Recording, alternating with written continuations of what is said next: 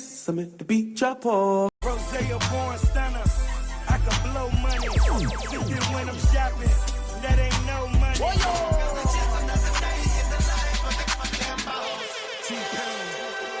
I think I'm Big Meech.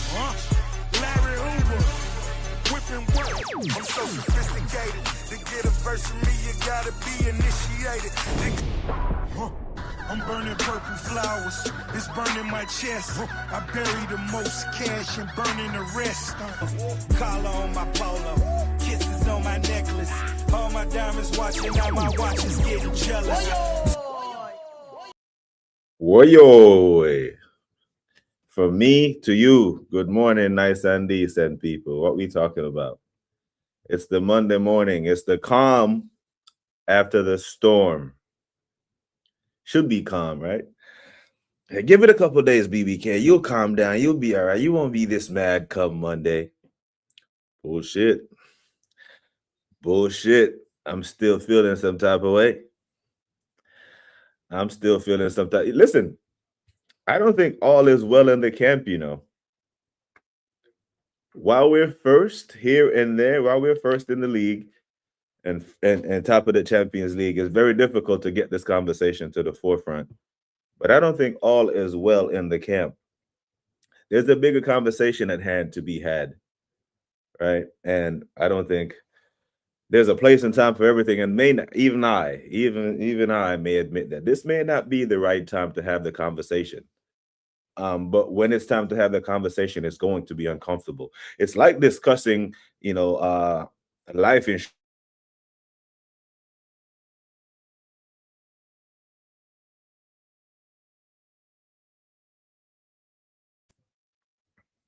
It's a very uncomfortable conversation having, burial decision with your parents while they're still alive. But it's necessary because I had to do it with my mom before she passed away, and we're glad we did it, right? So there's a bigger conversation at hand needs to be had, that the psychological damage that could happen to the manager and to this core bunch of players if they come up short again, especially if it's another second. I think the damage from that fallout could be so big that even he and the strongest characters in this team may not be able to recover from it. So I'm saying all that to say, ladies and gentlemen, we have to win the league. Like, for me, I've always said, Carabao Cup, FA Cup, he does a double. We're leaving the party with 2 trophies. I'm shutting up. That's enough for me. But I was brushing off all the people who were saying he needs to win a major. He needs to win a major. And the more the season goes on, the more I'm starting to understand what they're on. And in the light of new information and how they're explaining it to me, I might have to change my position on that. That he has to win this league. That the domestic double may not be enough. Because I was just purely looking at the trophy count. I'm walking away with 2 trophies and I'm happy. That's a personal thing, right? Because we've been starved for so long. But if you're considering the entire fan base, the entire Arsenal family, players, and staff, if they don't win the league, the psychological blow from that could be massive and could see us go backwards and not win it for a long, long time. Like Jason Gunner and I had this conversation yesterday about how historically, in the first time Phil tried to charge, everyone was saying, oh, this is Arsenal's best opportunity to win the league. They don't win it this year, they'll never win it again. That's what they said in 2022. Well, 2023, shit, we got even closer to the league title. And even that year, they were saying, oh, City having a down year, blah, blah, blah. If they don't win it this year, they'll never win it. And then they said that last year again when it was us and Liverpool and City were falling off. Well, City have completely fallen off, and they let Liverpool leapfrog them. If they don't win it this year, they'll never win it. So 3 years in a row, I've heard it and I didn't buy it because they said that, and then here we are right back in the title race every year. But this year, again, in light of new information, I am starting to hear it. That if they say to me now, if Arsenal do not win the league this year, they'll never win it. I'm starting to hear that now more than I did last year and the year before and the year before that. Because there is only so long that Chelsea and Man United are going to have their head up their asses. There's only so long that Liverpool are going to continue to fumble. Haven't even mentioned Man City yet. So the fallout from us fucking this up could be massive, where I don't think the Masters could recover from this to go on another title charge with this bunch. But I normally keep my little opening rant to 2 minutes before I jump in the comments.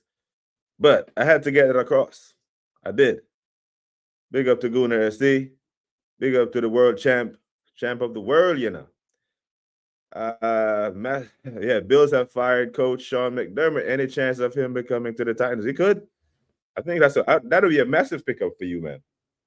You know, you let Mike Vrabel go to the Patriots, and look what he's 1 win away from the Super Bowl with the Patriots, which I think worked out great for Mike Vrabel, by the way, because you go into coaching, you did not want to go back to New England, your former team, right away. So he used the Tennessee Titans the way Arteta is using Arsenal. A big job to work on his coaching, to do his internship, and then go on to the other bigger job. But yeah, I could see it, because these coaches, it's a revolving door, you know what I mean? But yeah, he's a bad boy coach. Big up to Hendo. Yeah, man. Big up, man. Appreciate you checking in. Big up to Wahaha, OG, Eros, Intra. See, the community knows. The community knows this, Wahaha. But I haven't played it in a while for him, because he's on the dancehall thing, and you know that might think. But yeah, I still got that in there. So should Brother Eros watch this on playback, he will know what the deal is. Somebody tell him. When you see him in the spaces throughout the day today, you'll be like, yo, Ross, go watch the start of BBK show this morning and see what he played. Big up the assembled social Mandaminia deal. Oh, he is about. Yeah, he froze. Yeah, man. At this point, StreamYard and Xfinity Internet, they're taking me for a ride, brother. Oh, man. The camp's a mess. The backline and Rice want to win. New guys don't know how to stop playing their football. And the remnant failures are creeping in the team. I hear it. United, full of chess. No one fears us. Now, if you watched the Loose Cannon podcast on Turkish, you know, they do the rotating guests now. It was, you know, they bring on more top gooners than they bring on sensible people. Which makes it a tough watch, because Jordan's already on there and Gooniverse 4 Eyes, yeah? But they brought on Pippa Monique, who used to be on AFTV a lot back in the day. And she is saying the complete opposite of this. She is saying the reason why we are shit, the reason why our attack stinks, is because people respect us and are playing low blocks against us. And it's such and big up to Pippa. She's such a nice girl. Met her a couple of times. She's a darling. But at a fuckery. That's bullshit. Wenger plays low blocks for however long he was here. Fergie plays low block. Klopp plays low blocks. Pep plays low blocks every week. Low blocks is a thing. The thing is, I don't think anyone fears us. I think people just know that our attack is janky, stagnant, slow. So they play to their strength. A slow attack. Let me just posture myself not to make any blundering mistakes. And we have a chance against Arsenal. We will. The thing about Arsenal, if someone asks me what's Arsenal's identity right now, my answer is we're hard to beat. We're difficult to beat. End of. That's it. That's the most consistent thing I can say. Just like I can say the most consistent guy, wherever he's in Australia or he's in India, he always checks in and supports the channel. So big up to Suj, legend that he is. Massive support of the channel. Big up, Suj. Hope you are good, man. Given the circumstances, my G, I hope you are doing the best you can. But we're hard to beat, and that's it. That's all I can tell about our team, right? That's the identity of our team. We're hard to beat. Who does anyone fear? It's an open league. Open. It's wide open. Hot potato with the Premier League trophy. Now, I'll put it in the title. We are 7 points clear. So now, you know, my 6 points with first back in match week 9, we were first 6 points clear. We're 6 points clear with 84 points to play for, right? Surely we weren't going to mail it in then. Then it got to 2, then it disappeared, then it went back up to 6 from 60 something, 50 something. But now the reality is we're 7 points clear with 48 points to play for. We're playing the numbers, practical analogies, right? As clear as day. 48 points to play for with 7-point lead. So essentially 3 games. And we're chipping away at it. An underperforming team, Arsenal Football Club, are 7 points clear at the top of the league. Imagine that. Make of that what you will, people. Imagine the scenes if United win at the Emirates Sunday. I can see it. The scenes, you mean like melee? Or will we just run, hey, we're still top? Because they're going to milk the we're still top thing as long as we can. You know, we can ignore the hell out the warning signs over and over and over again with these bad performances as long as we're still top. Even when they feel the first place slipping away, as long as we're still top, they'll justify the performances. He needs to leave, even if he wins the league. This stinks of Ranieri after Leicester's historic win. The thing is, Leicester played counter-attacking football that year, but it was exciting to watch because every time they broke on a team, it looked like they could score. You know, Jamie Vardy hit 20 goals that year. Mahrez hit a bunch of goals that year. You know, and N'Golo Kante was a machine in the middle of the park there. Like we have our own machine in the middle of the park, set piece extraordinaire. But we don't have, you know, a Jamie Vardy. He could leave now. That would do us a favor. If he would do us a massive favor. You know, imagine that, right? Imagine this core group of players with the new manager bounce with a lead for a title win. Oh shit, that's it. You all have cracked the code. Sheldon, Social, you cracked the code.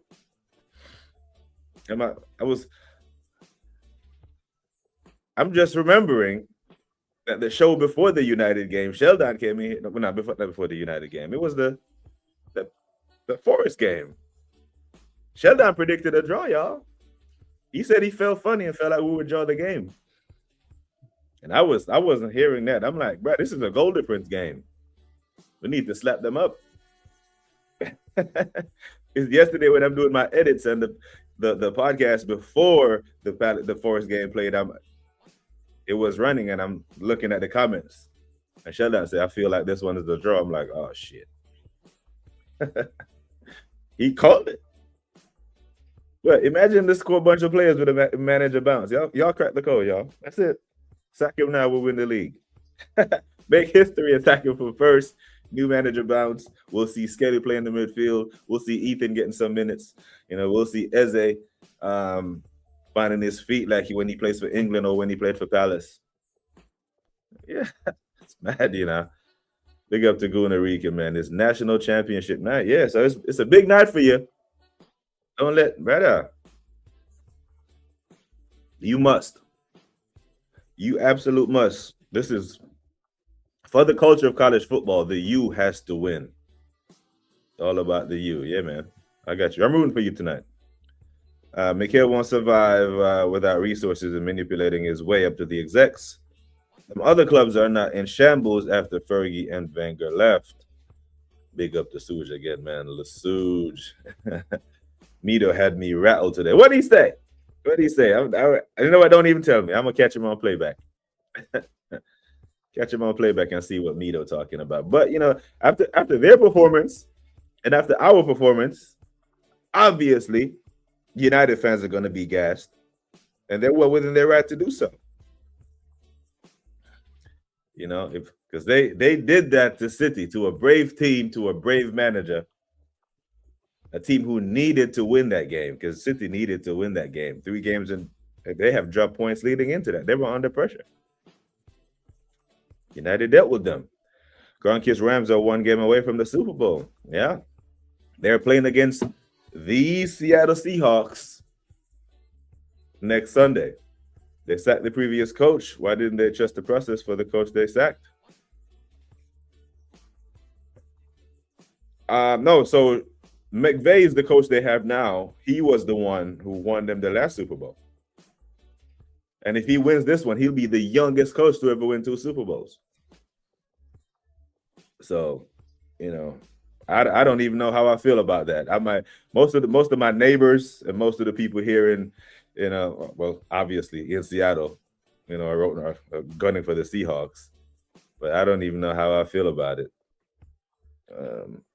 Yep, Pippa Monique, she was on and she was saying teams fear us and they're playing, and I'm like, no, teams just know that what we're good at and what we're not.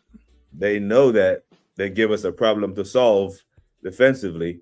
Our attacking buildup is so slow, they can get away with it. A little late with the music, Madbury, but yeah, that's how rattled I am so early in the morning. Not hard to stop Arsenal. We make Odegaard primary creator, whilst the others run around. When everyone is tasked to create, we're a different team. Seeing Elliott bounce Odegaard around was so funny, but this is the thing. We've seen him get bounced around many a times. There's a picture of last year's Crystal Palace game at the Emirates, the 2-2, when Mateta lobs Raya. There's a still frame of that photo that was floating around on Sky Sports. Our captain, after Mateta bodies him, our captain is falling back, flailing, doing the LeBron, while the ball is heading over Raya's head.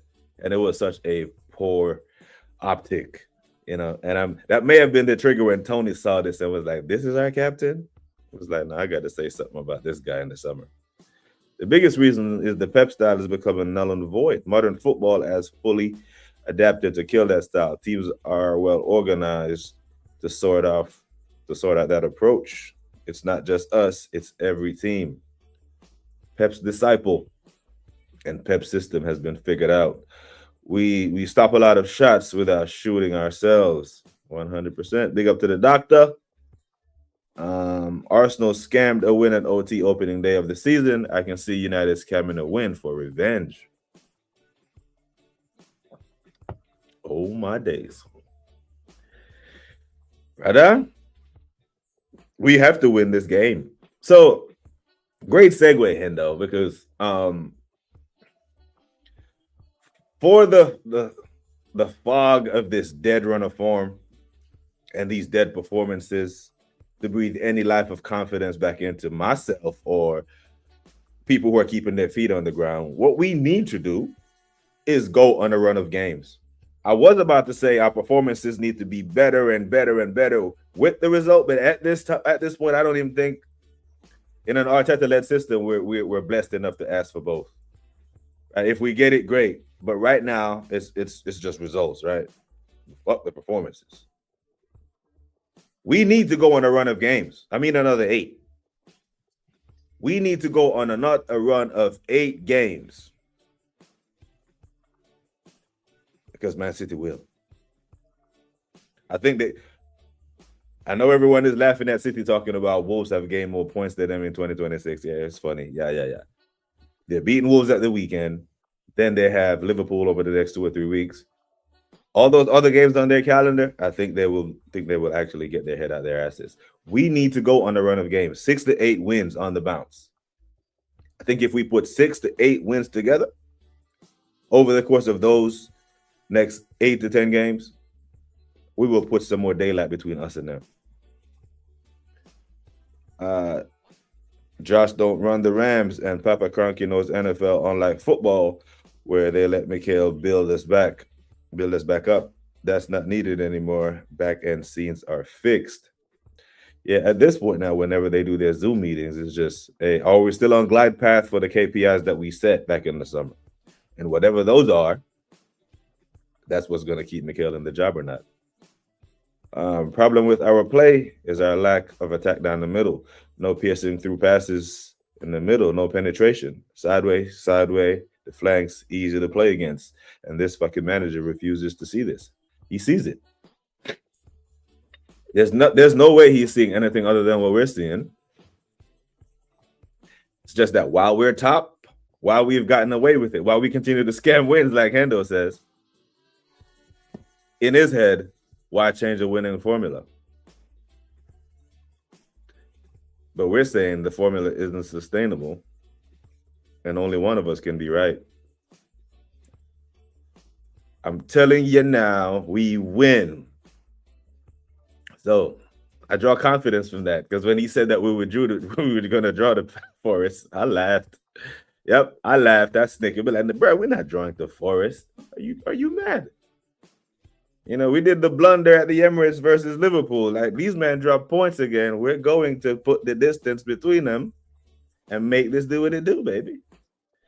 I was thinking draw, but I held my breath. The draw is a bad result for us. It's bad, you know.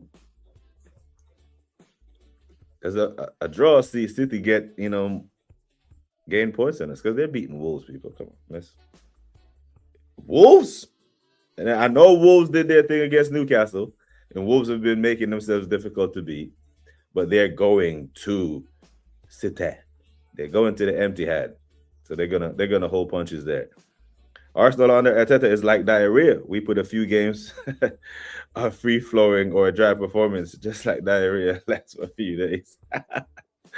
Big up to Suge, man. Of course, Arsenal play Inter on Tuesday, so hopefully no more injuries. United have a week off. So, I mean, we can control part of this with our injuries. We can. We absolutely can. Full rotation. But he's not going to do that. We all know that finishing top of the Champions League actually means something to him, right? He values that. He wants to be able to say, whether it's contract negotiations, whether it's the justification for his job in the final outbrief of the season, whether we win trophies or not, or enough trophies or not, he will use that talking point, top of this league, finish top of the group stage of that league. Or there could be some performance-based bonuses in his contract, in player contracts, right? Because if the players have incentive-based clauses in their contract that to say, hey, you finished top of the Champions League group, all of y'all get, an extra £100,000. And then the coach doesn't play for him to get that money. That could be another layer of foolishness. But in the grand scheme of things, I really expect him to rotate, but he won't. I'll just be labeled a hater again when I say Saka is shit or that was never a pen. I mean, you can say it. It's a safe space here. Safe space here, my friend. I have never threatened to take your wrench away or ban you, nor will I ever. But, you handle the ball in the box. It's not subjective, isn't it? It's black and white. I called it Stinkfest board draw. Yep, you did. And Sheldon, right before the game, said he had a feeling that it was going to be a draw. I didn't see that one bit. But lo and behold, who am I putting my faith in this bunch? The biggest threat and rival in the title race is Arsenal versus ourselves. Yep, right. And Social's been saying this. It's Mikel versus Arsenal, not Arsenal versus the rest. 7 points clear, So factually, we're coming out the weekend better than we went into it, because Villa did what most of us thought Villa was going to do anyway. And then our Premier League rivals, Man United, did us a solid. I don't think we beat teams built like us. Deitch and the like we Stinkfest masters. Yeah, you can't out Deitch, right? We got Deitched. I thought they sacked the one that won the Super Bowl. No, Sean McVay is the Rams coach. He was, if I'm not mistaken, the youngest coach to win the Super Bowl for the LA Rams. He is still their coach.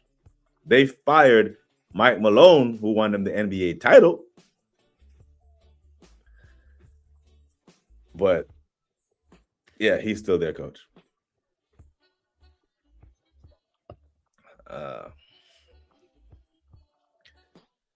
like your so-called football version of the Champions League. No, the NFL, it's just the best team in the American Conference versus the best team in the National Conference play for the trophy.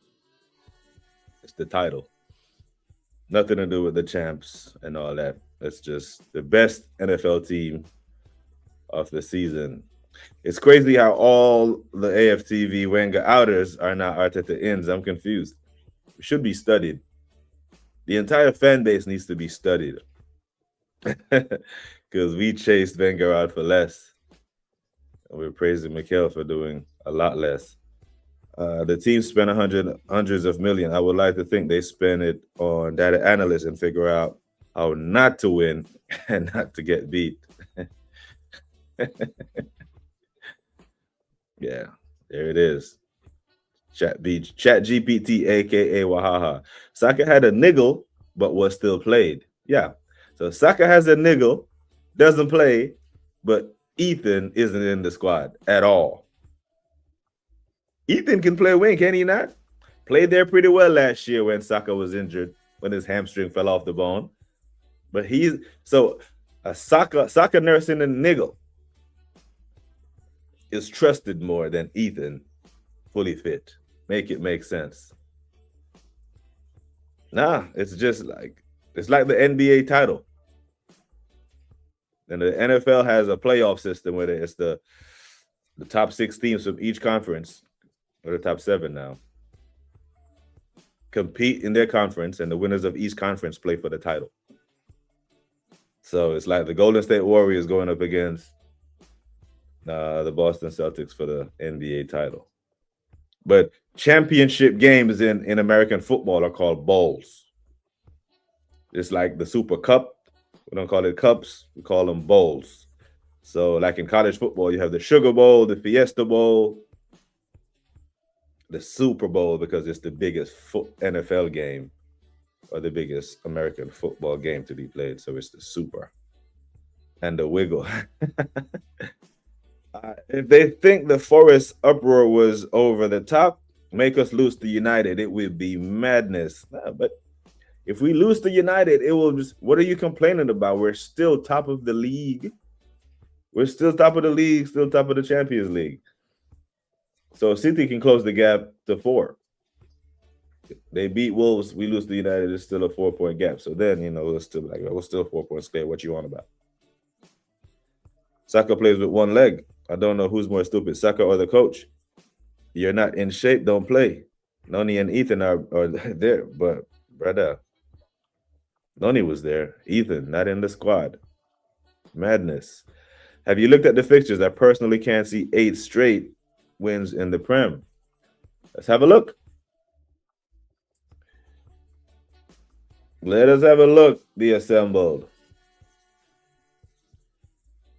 Man United win. Leeds, Ellen Road. What's Daniel Farke going to do for us? Oh. Sunderland at home, Brentford at home. Oh, it's Brentford away. Tottenham away. Chelsea, Brighton, Everton. Tough fixtures. But every one of those, on paper, Arsenal are favorites, are we not? But, I hear it. 6-8, but we need to go on a run. Absolute go on a run. And I need to take a sip of this coffee and pause for a minute while we acknowledge the big boy, the chat room king. You know who I'm talking about, people. Man like Maybach music. Finally the herbs come around. When me a look for me get it by the phone, yeah. Come, Mr. Tallin, Mr. Summer ganja planter. Excuse me while I lock my spirits. Jamaica.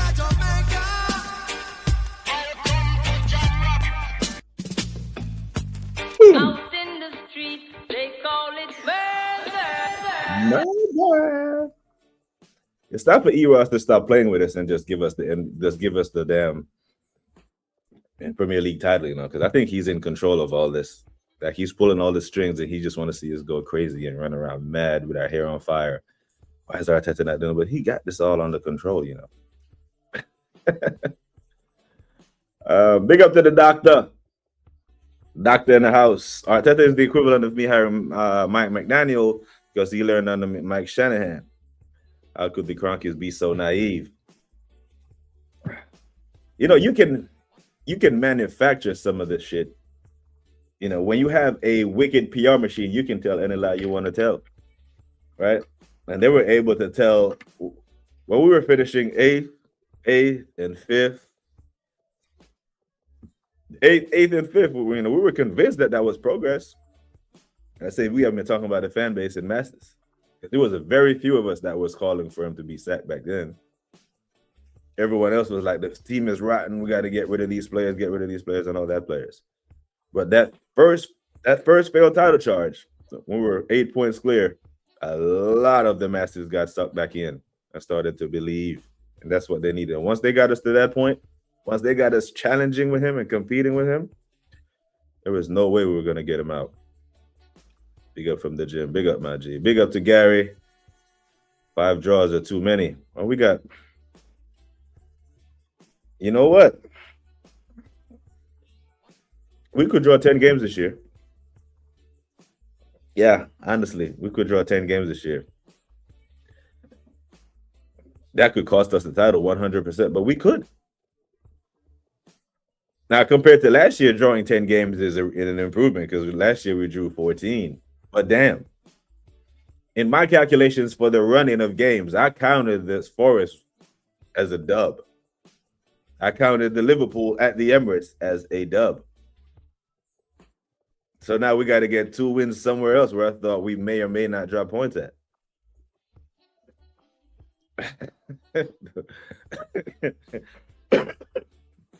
The talking and the walking. It means nothing finishing top of the UCL. It means nothing to us. Absolutely nothing, but it means something to him. And it's going to show in his lineup. Only 8 teams are in the globe. It means something to him. I promise you it does. And once, let's just say we lock up. Once we lock up for first place in the Champions League, I guarantee you in the press conference following that on Haters TV or the Arsenal website, whatever, I guarantee they will lead with that. I guarantee you they will put that in some form of accomplishment when they're talking about Mikel has done this. And I'm not sure if that's something Wenger ever did, and then they're going to put him at a table with Wenger and other great coaches who've actually won shit and make it like we did something. But it means something. I promise you it means something to him. But I hear what you're saying still. But his lineup selection will show how much it means to him. Will Arteta rotate for Milan? Great question. Conventional wisdom says yes. Conventional wisdom says rotate. Conventional wisdom has told us many, many times during a game of football, this is the substitution you need to make, Mikel, and he doesn't do it. Conventional wisdom told him that Mikel Merino is a good substitution for Odegaard on Saturday while Eze was there.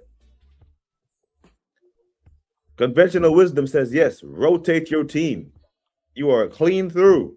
This is a marathon, not a sprint. But he wants that. Yeah, I'm rotating to the best. Now, he done injured all our damn defenders, so there's only so much rotation he can do back there. I sent you the link, Gary. Check your phone. He's injured our damn defenders. So now you must rotate the other players. Can you imagine if Eze doesn't start this game? If Eze does not start this game and no one asks him questions about it, I'm going to be like, yo, just how much power does this brother have at the club? Seriously. And We talked earlier about the bigger conversation that we need to have about the psychological damage that this could do if these bunch come up second again. There's another conversation that needs to be had when we like Eze and his camp, they're gonna have to sit down and have the realization, like, bro, you're not going to the World Cup. Sorry, you're not.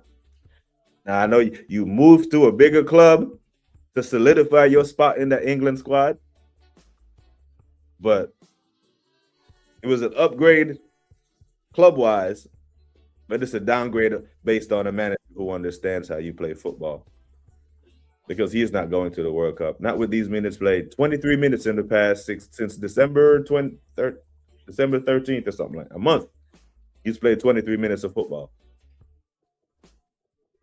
So if you have single-handedly taken a World Cup spot away from a player just based off minutes alone, and then you throw him out there for 12 minutes at a time, you expect him to run through a brick wall for you? I don't know. But I do know if you're Pep and you have all the confidence in the Nico O'Reilly and you played him in a lone 4-1-4-1 away at Newcastle and come away with a clean sheet, now that kid does that. Pep trusts him. So when he goes out there, he runs through a brick wall for him. Gary. Hello, sir. All is well in the camp? All's good over here. All's good over What here. about at London Conley? Is all good at the all good in the camp over there? It's just you know how it is. You know how it is. We got to figure out a way to figure out how to score a damn goal. Figure out a front line or a front four that actually works, no matter what they put up in front of us, right? So, yeah. Hey there, Dr. Seymour. How you doing, sir? Everybody in the chat, thanks for joining. The one stat that I always look at is scoring in the first half. We score in the first half, we're pretty much going to win. That's pretty much. I know there's other metrics that people look at that also show what happens if we don't get a set piece goal, we drop points. Yeah, set piece or individual brilliance. Yeah. Well, no, I mean it's either set piece is definitely guaranteed. We're dropping points. Not getting not getting a goal in the first half. Pretty much we're not going to we're gonna drop points. And Arteta hasn't seen that stat or doesn't understand that stat. We start slow. We start fast. The first 20 minutes looks good. We drop off, and then that's all she wrote. You know. So is that team strategy against this? Try to get to halftime 0-0 with Arsenal. Frustrate you get to halftime, you have a chance. I think a lot of times is to get through that first 20-30 minutes. Mm. You get through the first 20-30 minutes and not feel like a goal is coming at any point. Then they buckle down, and you see what happens towards the end of the half. They're like, you know what? Maybe we can steal a goal here at the end of the half too, because they open up. It's consistently they will open up, and it's when is somebody on the Arteta said our Arsenal side gonna like go, you know what, coach, we have to try something different. This ain't working, right? I think as everybody said, the Eze experiment it's done. It seems it only seems to work when we have injuries, and Wary only seems to happen when we have injuries. That's just waiting for Kai Havertz to come back instead of just trying to win with what you got now. That's the thing I don't get. I mean, the only time he won a trophy when he just took what he had and he made it work. Mm-hmm. Now he's got a similar situation. Let's try to make it work with what I got, and he's still like, no, you guys still have to fit into this mold, right? And it doesn't work. You know, if Erdogan isn't pressing up front, he's not helping us. Yeah. You know what? When you lead a bunch of players, when you can get a bunch of players to believe in what you're doing, this is what really helps. When I used to coach, when I tell my players that the other team is going to do something, this is what they're going to do, and then throughout the course of a game, they do exactly what I told my team to, and they see it, they'll be like, "Damn, coach knows what he's talking about." So when Sean Dyche and all these other coaches say, "Hey, gentlemen, this is what Arsenal are going to do for the first 20 minutes. If we, like you said, the first 20 minutes, if we bend and don't break, and we do this, and in the 69th minute, he's going to make this up and that's up." And then the players look around like, wow, He's doing exactly the same thing that coach. So now, when from the sideline, coach is sending instructions. Now they're listening and they're locked in because we are like for like sub. You know, we're Trossard for Martinelli, we're Gyökeres for Jesus, Saka, Madueke. You know, and it's as a defensive player, I'm telling you, man, I would love to play against a team that's this predictable, especially when the ball doesn't move fast. Because you can beat a team when they know what you're going to do if your execution is great. There's no defense for the perfect pass. But our passes and our build-up are slow. But then, you know, Brian asked it earlier if we're going to rotate against Inter, and I'm saying conventional wisdom say that we should to get guys minutes, right? Get guys who are match sharp. So if you're Eze, right? If you're Eze, Gary, and against Inter, we're perfect record in the Champions League. The lineup, the team sheet comes out, and then you see Zubimendi, Rice, Odegaard, and you're still on the bench. Are you within your right to coach? You should be able to. You should be able to go in there and have that discussion. Because I mean, you had that discussion before you made a call, right? You made a call to the coach, right? You made a call to the coach for a reason, right? It wasn't to sit on the bench, right? They didn't make a whole big spectacle of it when they brought him in, so he could just sit on the bench, right? Was that all fake? It's my job. You're messing with my job, and also you're messing with I think the team's success as well. If I can't contribute, it's not like I haven't won trophies and been part of the situation. Like, what's up, Hendon Gunnar? Yeah, no, I don't.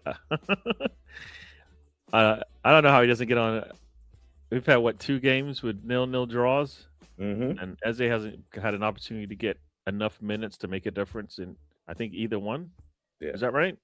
Yeah, he came in the 78th minute against Liverpool, and yesterday around the same time, the 79th minute. Yeah. No, you can't do you can't in the Premier League. Once it hits 75 minutes, the other team is basically it's nothing. The only way this is happening is if you make a mistake, because we're not gonna make a mistake.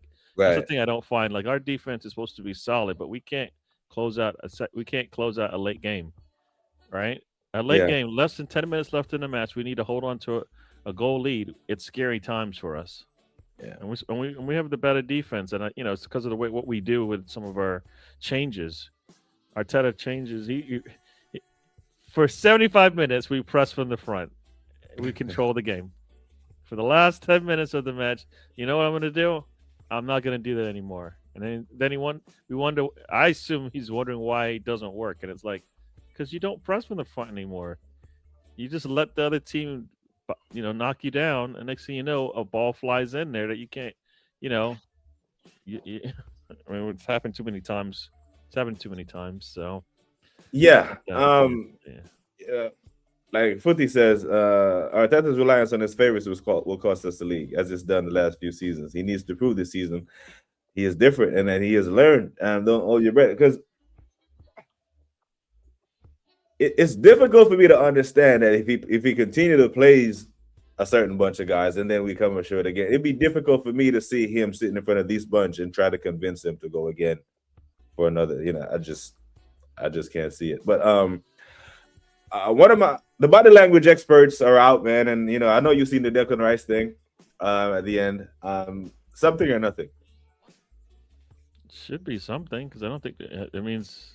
If one of your leaders isn't happy about something, then that should be something that should perk your ears up, right? Like, what's going on?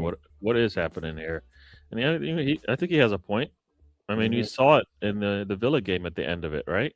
He wasn't too happy with how things were going, and and I don't think anybody was happy. Definitely the fans were not happy the way that game ended, and you expect the team to come back and like, no, this is not going to happen again, right? So Footy Bents, It's somebody who this is what we were talking about. This is what we wanted. Somebody with that fire, that drive. Yeah. They're like, look, I'm going to try and do all I can, but I can't. I can't do this all alone, right? So some of these guys are going to have to jump on, on board with me. Hopefully the coaches are seeing that, There's more out there. Yeah.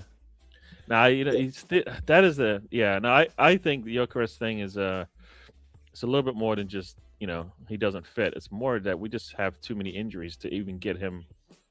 he wasn't. I don't think he was supposed to play all the games he's played. Well, He came in with a he came in with a CV of certain skill sets, right? A man with a particular set of skills. mm-hmm. He can't play in all the games we expected him to play in. You know, those injuries have set him back and not given us the answers, because we know there's reasons when Kai Havertz works, and there's reasons when Jesus works, right? Yeah. All right. So yeah, it's negative, but it's based on what we're seeing, right? I don't think anybody likes to see us drop points against, like, we shouldn't be struggling against Wolves. We shouldn't be struggling against Forest, right? Like I get like being negative when we won 1-0 against like a Liverpool, but we're not even doing that, right? Yeah. We are struggling against teams that are actually turn around the next week and give up goals. Yeah. Right? And we have what I believe is a better squad than the team that they're giving up all these goals to, right? Like City just got smacked in the mouth, right? Mm-hmm. Right? Their defense is terrible, right? So that's what I was saying earlier. Was if someone asked me what's the identity of Arsenal Football Club, that's what I'm telling them. We're hard to beat. That's it. We're very difficult to beat. You're not gonna beat us, right? Yeah. There aren't too many games this season where you walk to them and be like, man, Arsenal should have been 3-0 down. You know, chance here and there, but we're very difficult to beat. But that's where the buck stops. We have to do something else. Yeah. The league is begging us to win it. It's begging us to win it, Gary. It's like, I don't think it's begging us to win. I don't think anybody begging us to win it. Come take me out of Manchester. It's a shit town. You know, it doesn't want to be there anymore. Yeah. You know. Yeah. So I like to. I've been saying this as well, is that I kind of feel like it's a marathon, and Arteta is done. He doesn't want to go out too fast. You know how you go out too fast in a race, and then you're like, all right, now it's time to put on the jets, and you get run down. I feel like, you know what? I don't have to do this right now. The league isn't gaining on me, right? I'm looking at my watch, and every time I look at my watch, you know what? They're still behind me by the same distance, right? Oh, wait a second. We may have just bumped up a little bit here, and then that's the only thing that makes any sense to me. Do I see him changing it when it gets to like 4-point lead? You know, no, I don't. But I mean, that's the only thing that makes any sense is what, you know, why is he not going? You know what? It's 0-0 in this game. Worst case, it's 0-0. But guess what? We might score a goal if I put on an extra attacker. All right. You know what it is for me? Match week 33, right? I'm always honing in on that because that's the week we play City. I want that match week to be of little consequence as possible. Yeah. I don't want to go there having to win. Yeah. Now I want us to win there, but I don't want us. They win, they go above us. I don't want that, because then I think we're in trouble. You know, because then I can absolutely see him setting up not to lose. And I've seen him in most games this year when I see him making tactical setups where it comes off as he's not trying to lose the game. We end up dropping points of some sort. Seen him do it at Sunderland away. Villa Park, he was trying to get out of there with a point, ended up conceding. Anfield, we're trying to get out of there with a point, losing. I didn't get to see the game at Liverpool at the Emirates. You know, I was on the road, but from what I've been told, it was similar vibes that we were trying to get a point. And that's because, like what you said, he's trying to keep pace. He's checking his watch, checking his shoulders, and it's still the same pace. We're dragging along. But on that final leg, you know, things can happen. Because if you have a big enough lead on that final leg, even if you trip and fall, you can get up and still win the race. That's what we want to see. We want to see. What we want to see is put that foot on the neck and push down. Yeah. And put more pressure on and let the teams feel it, right? Like I think. I mean, we've seen it since the Anfield match. Yeah. See that nothing has changed. Except for the only thing right now is Rice is basically saying, nah. He's not going for it. He's showing the fire that we want. He's like on the pitch saying, nah. I mean, he's going to have to just do it himself, or at least, you know what? step over to Saka and say, you know what? I don't care how you do it. Put the ball in the net. I don't care how you do it. I will back you up. Somebody needs to step there and go, I will back you up. Don't worry about what's happening behind you when you attack. I got your back. Go get the job done, get the ball in the net. We'll figure this out tomorrow. We'll chat with Arteta and tell him, oh yeah, blah blah blah blah blah. You know, that's why he was out of position and he was attacking like that. You know, who cares? You know, the same thing when Rice was taking that free kick, right? No, don't take that free kick, right? He did it anyways. Yeah. All right. At some point, somebody's gonna have to stand. Like that should be Eze, right? Because we're talking about moments now. You know, after about 45 minutes of seeing the same thing, now it's moments time, right? It's always moments time. After that, we should be able to dominate in the first 45. We're not, so it's coming at moments time, and that's what you got Eze for, moments. That's why you got Nweri for. You know what? I need to get a shot off quick. They're not going to give us much time. But, you know, we've got the answers now. We're not using them anymore, and that's disappointing. The thing for me with the Declan Rice thing, obviously he's frustrated because, but that frustration has to go somewhere. You know, it's not like he can go tell the manager, "Hey, man, you know we're shit every time. You know, opportunity missed." And it's good to see a player frustrated like Waffle Downs that he wants to win the sprint so bad. And there are only so many times that opportunity is going to knock. I don't think there will be another stretch of games over the course of the next 16 games. We have 16 games remaining. I don't think over the course of the next 16 games we're going to see City go in this bad of a form. But they dropped three draws. You know, there's a yes and no. Yeah. Yes and no, because we've been saying this all season, and nothing has come to pass yet. I've been waiting for this. I've been waiting for this blip, and this is the blip. And I think they will drop points, but I don't think they'll go in a 4-game cluster when they draw 3 in a row and lose 1. They might drop 1 here and then bounce back, like because we've been bouncing back from our L's. Like we bounced back pretty well from our loss at Anfield, and we bounced back pretty well from our loss at Villa Park. You know, but this blip that City is on, I don't think we'll see another one of these. I think they will drop points at Anfield. Don't know loss but I think they will drop points there. Tottenham, they bogey team they have as well over the next. But for the most part, I don't think they'll go 4 games winless. You know, and that's what I was on to when I'm saying that we need to go on a run of games, whether at the same time or at some point, because I want us to get to match week 33 when we have a 7-point lead or better, just like this one. Because I think if we come out of that game 7 points clear, match week 33, then I might get a little giddy, you know. But I don't know. Like, surely that's a pretty good look right there, right? If you come out of match week 33, so we'll have 4 games, and you're essentially 3 games clear, because 7 points is essentially 3 games. I would be confident then, but we must go on. I just don't think City are going to continue to give us these great opportunities to widen the lead on them. You know, so they're giving us these opportunities. They just aren't just that team. Yeah, Villa have given us the opportunity to pull away from them as well. You know, I mean, I think the table doesn't lie, as many people have said. At this point, yes, I agree. Right? No, it's never lied in the history of football. The table has never lied. But it lies in match week 8. Nobody in match week 22, it doesn't lie. No, it is what it is. Is there a lot more to go? Yes, but what I'm saying is it don't lie. You don't get those points back, right? You don't take the points. Don't come off the board once they're up, right? The points are there, so they don't lie on the day of, right? So we're in week 22. We got 50 points, right? We got another 60 points to go if we needed to get those, right? Is it 60? No, we got 48 points left to play for. 16 games.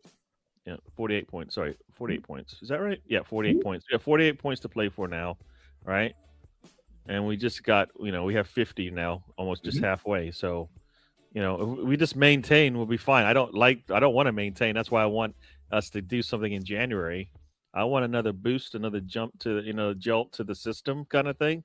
If we're not going to play these players, right? If we're not going to play them, then either they need to go out on loan or we need to bring somebody in. That's my only thing about what we're doing is, I know we have defensive players coming back, but attacking players that we're not playing, that, for me, That don't make any sense, right? Especially when you're struggling to score. So you want players to go out on loan? I'm saying if we're not going to play them, I'm just looking at what's going on. If we're not going to play them, what's the point of having them sitting on not even on my bench sometimes? It's not even part of the squad. Yeah, because when Odegaard falls on his shoulder at the Emirates again, we have to be able to have Ethan to bring on. If Ethan is at Bournemouth, we can't. I'm not into it because this is the thing. In the summer, Man City fans were saying this about Akanji. Well, if you're not going to play him, let him go out on loan. He's starting every game for Inter now, and they had to go buy a center back and pay him $300K a week because they couldn't call. They had to call back Max Elaine or Max Ellie. The 20. They had to recall him. Yeah. So it seemed like a good idea at the time. Hey, no, but you have to play them. That's the whole point. If you're not going to play them, it's a waste of your money.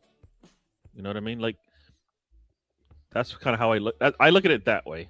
I know it's not that cut and dry, but that's how I look at it. If you're not going to like Ethan is 18, he should be looking to improve himself in terms of his career and whatnot. And I don't know either he's going to get minutes to do that, or he's going to sit idle and just dwindle away in terms of like. Then you're going to ask him to perform, and you're like, well, I haven't played, coach, in like 2 months. I might need time. I'm going to look ugly when I get out there, right? I'm going to be a little rusty, right? And is he okay to see that? Are we okay to, that's what I think these players should be getting the minutes regardless. There should be situations where you use all of them. We put a big squad to use all of them. I don't like waste, and I think we're wasting some of our players, especially like an Eza, and then Wary and he should be in a cup squad tomorrow, right? He should be getting. Start. Yeah, it'd be nice to get him to start. We'll see what Arteta does. But the last time whenever we were in the same situation a couple of months ago, right? We had this long stretch of games. We had a Bayern Munich game with another big game with the Chelsea game after that, and we won the North London derby with our best 11. We won the Bayern Munich with our best 11, and we decided to stretch it to the Chelsea, and even down a man, we still couldn't do it because there's 3 tough games. We're in that stretch again, 4 away games in a row. We're going to be finishing up tomorrow. We don't play well on the road as it is. And we're going to, he might try to stretch it again, even though it's not working, right? Whatever he's done is not working. Like Saka had a knock, or else he probably would have played yesterday. Supposedly he had a knock. Why didn't start? Yeah, they said he had a niggle, but this is the type of thing that confused me. If Saka has a niggle, you have Madueke, and then you don't even put Ethan in the squad. Like how much? Yeah. These are the questions that these damn Canton and these. If he had a niggle, he had a niggle day of, right? So in where he wasn't going to be on the squad. Same thing with we had Saliba had a niggle, right? Before the Anfield game, and they decided to let him play it anyways. And then Calafiori had a niggle, and they actually said, no, we're going to pull it, right? So maybe they're learning. When a player has a niggle like that, there's no reason to push it. Your squad is deep. But if he's not going to be in the squad, anyways, like Ethan wasn't going to be in the squad that day, so that's why he's out. Yeah. If he's not going to be on the squad, then that's when Ethan should be definitely listed out there as part of the the match day squad. He should be in the squad, man. There's no, there's making a preemptive decision that he's not going to be in the squad like a day prior. And I mean, he signed a new contract so he could play football. So, for example, right, Forest is 17th. You said the table don't lie. They're 17th for a reason. Right? We are first for a reason. In the event Martinelli scores that tap in, we have the ability to blitz teams quickly, right? Atletico Madrid were in the game, and 15 minutes later, it was 4-0. We have the ability to do this to team. Even Villa, blitz. Say we had done that to Forest and opened the scoreline, surely you could get Ethan some minutes, but he's not even in the squad for the minutes to be got. These type of things frustrate me, and if I'm frustrated watching it from when you're 18 and you want to play football, and the manager's not giving you those opportunities. And if you get frustrated and say something, if Eze says something or Ethan says something, they're going to spin this, and the media are going to turn them into, hey, they got attitude problems. You're complaining, and the team is first. You're first in this. You're first in the champs. You're in the quarterfinal or the semifinal of the year. Why are you complaining? The team is winning. That's what they're going to do. As if these footballers don't feel like they need to contribute to the. Because there's a bigger picture here, and we will hear about burnout when it comes. Because I said when I look at Man City's lineup versus Exa earlier in the month, when I see Turkey starting, I see Foden, Rodri starting, I see Haaland starting.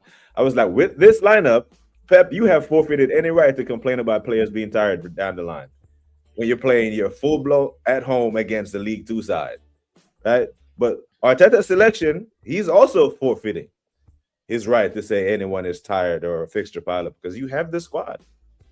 Yeah. On the attacking side, yes. On the defensive side, he's had to basically move things around. So I would say definitely on the attack side, we probably should have more. Some of these players should have more minutes. But on the defensive side, he's actually had to put people in positions he probably doesn't want to. Like the more we see it, right? The more we see it is. Do you like Timber or Skelly as your left back against Forest? Skelly against Forest because we know we were going to have 60%, 70% possession of the ball damn near. We know that, right? Against Chelsea, I fully understand it, and it was twofold for me with Skelly at left back because I wanted Skelly at left back so Timber can go back to right back where he's better than anyone in the league. He's best there, and then Benjamin White can rest because the last time we played Benjamin White consecutively for 90 minutes, he broke down. You know, so if you're a Skelly, you're in the same boat as Eze because you're already out the England squad and a team that's fourth from bottom who has 1 win in 5, and that 1 win was against West Ham, and you can't get a run out then? Come on, Mikel. This is management. When I hear people say he's not rotating the squad, opportunities have been there for him to rotate the squad. He just chooses not to do it. Eze being an unused sub for 4 games in a row. That's not rotation. Yeah, that's a deliberate decision from the coach saying, I think Marino coming on in that creative space gives us a better opportunity to win this game than you do. And I'm like, well, shit, I'm the guy who gave you a hat trick against Tottenham. I'm the guy who won the game for you against my former team in Palace. I'm the guy who came off the bench and saved you a point against Man City. And all of a sudden, I can't get a run in because this guy's back. And we've both started 12 Premier League games. Odegaard has started 12. Eze has started 12. Odegaard has 1 goal, 3 assists. So it's not like there's a clear distinction in the performance. So I'm like, Gary, I wouldn't be surprised if these men have their own little WhatsApp group and like, yo, bro, what the coach is doing. Well, if supposedly they are watching the social networks, right? So if they're doing that, then they're seeing everybody go out, looking at the Rice videos, right? Yeah. Pep subbing off Haaland was suicide. He had to give him an out to operate with Cherky Reinders. Foden offered nothing to Haaland. Prime example of what Gyökeres goes through with Odegaard. You know what? Everything that you read there, just replace it with some Arsenal players, and you'll be saying the same thing. Like we're talking about the protege, they're talking about the mentor and the mentee kind of thing, right? They cut from the same cloth, right? Cut and paste. The only problem is, what's the problem? Pep is holding back a chapter every year because he keeps switching up. All right, he keeps switching up, and every year he gives him a new chapter, but it's a year late. The thing with Pep is to take risks, though. At least he take risks. Like starting Nico O'Reilly away at St. James's Park against Bruno G and Joe Linton was a risk. They walked away from it with a 2-goal lead and a clean sheet. Now, when they go back for the reverse fixture, he's not doing that. He's not. He's going to put Ballon d'Or Rodri or Nico Gonzalez back into the midfield and be like, yeah, this is what you're coming up against today, and we're in a final. Yeah. But we're coming back to the Emirates with, a 1-goal lead. And I don't know if I heard your thoughts on if you think we have enough for the second leg, or you think we have enough for it. Yeah, I mean, it's disappointing that we gave up the 2 goals the way we did. I mean, they didn't beat us down in the build up. They scored the same goal twice. The same goal twice. Literally so and late in the game, once again, when you're trying to hold on to a lead as opposed to trying to make sure they don't get close it. We're not closing the game out the way we should. So yeah, we're leaving some food on the plate. We're not finishing our dinner. Sure. Oh yeah, and that's the other part. We need to be more clinical because we are getting the chances, and not a lot. We're looking at, I did a show yesterday, and we're looking at the stats, and we had 15 shots and whatever, five or six shots, or 8 shots on target or something like that. So we're getting the shots on target aren't really shots on target that punish the goalkeeper if they make a mistake. They're just like easy, catches and stuff like that most of the time. But we need to be hitting that 20 shot mark, I think, for us to be getting close to that 2 to 3 goal mark that we need in games, which means creativity. That means actually, as you said, once in a take a little risk and maybe make that that line splitting pass that we talk about. The lower risk, the higher risk pass to maybe open up the defense. The way that Calafiori will just bomb up the pitch with the ball. We've seen Skelly bomb up the pitch with the ball as well, right? Mm-hmm. And that breaks down the defense because they're like, well, now we got an extra guy to deal with. What's going to happen here? White's not doing that. Yeah, Tim's not really doing that. All right. So I think in some respects Arteta's missing, Calafiori for that reason, but he doesn't think he has it with other players, which he does. He has it with other players. He just won't trust them to do it. Yeah, but Skelly is better on the ball than Calafiori, no? That's what I'm saying. Like, he has players that can handle that. To take the ball at the pitch. We've seen it, right? We've seen Skelly do it, so it's not something he hasn't done. I don't know if he's been asked to do that as much. Yeah, Yeah, I hear it. The thing is, what I don't like is when other teams have, shit results. That doesn't justify our shit performance and shit results. Like, let the sink and sip, let them sink. Let's step away from that, because when they perform well, they're sure they'll spill over to us performing well. So just because City and Villa are dropping points and being shit, that does not justify our dead performances, man. I'm annoyed to the teeth. The more I try not to think about what other people are doing, because I think we have enough players, a big enough squad to get the win in every game. There's not one team in football that we potentially will play for the rest of this season that we can't get a win against. Right. You know what I mean? Agree. There's not one. I mean, so there is a plan, there is a style of football, there is a lineup, right? There's a rotation scheme that you might have to use to get a win in every game that we play, right?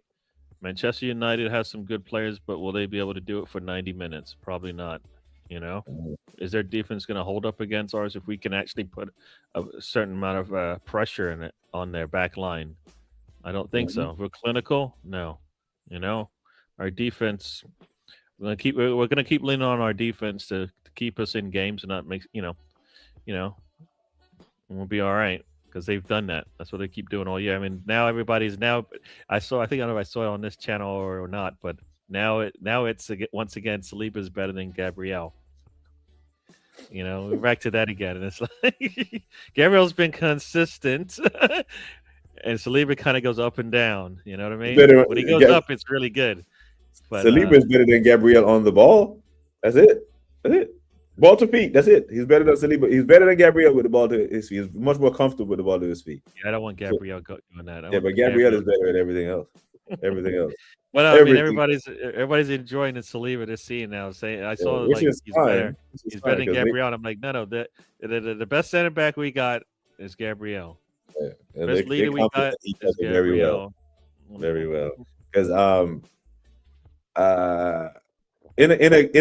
in a big game, for example, because remember last year Gabriel was out, Saliba was the one in charge of the defense, and I had to go to the Bernabeu, and he did well. So I wouldn't understand why any Arsenal fan wouldn't want to even bring up that comparison. That yin and yang, innit? No, they both are quality. They both are quality, but they bring. I mean, the little bits that they bring, something like for us, we saw the difference when Gabriel came back, right? Yeah.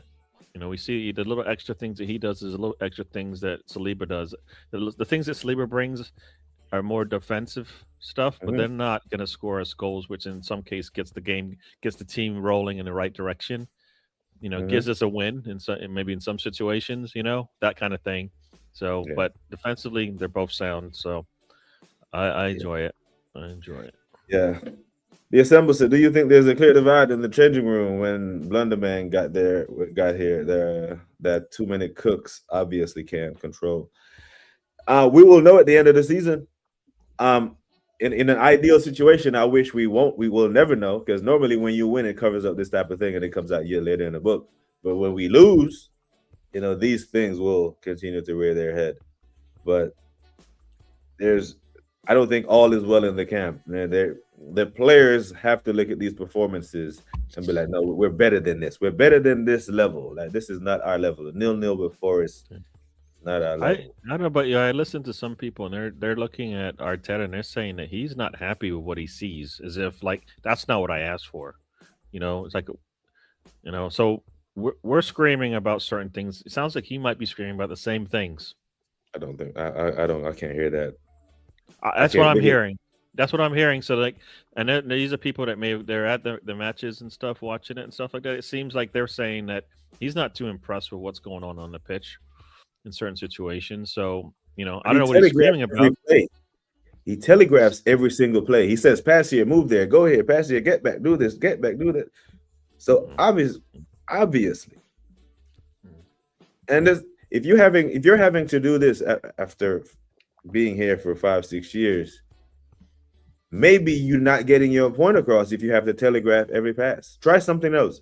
Sit down, go sit. And these guys haven't forgotten how to play football. But you have them longer than Thomas Tuchel have them. And whenever he gets them for 2-3 weeks at a time, he has them playing brilliant football.